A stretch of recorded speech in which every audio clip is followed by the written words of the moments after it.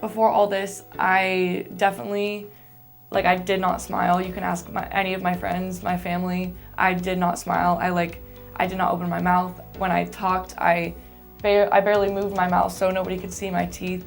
And I was generally not a very confident person because of it, because all I could think about when I would talk or smile was people looking at my teeth and how weird they looked. I'm so much more confident and just an overall more outgoing person because there's no longer this, at least for me, mental barrier, thinking that's all people are looking at when they look at me. All they can see is just these weird things in my mouth. I'm just so much more confident and honestly a happier person because I feel like people are no longer looking at this thing that's just been holding me back.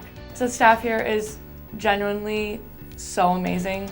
Every single person that works here, I'm so excited to see. I felt so confident in them and knowing that they knew what they were doing and they knew how to help me and they genuinely cared about me, and that made it that much better.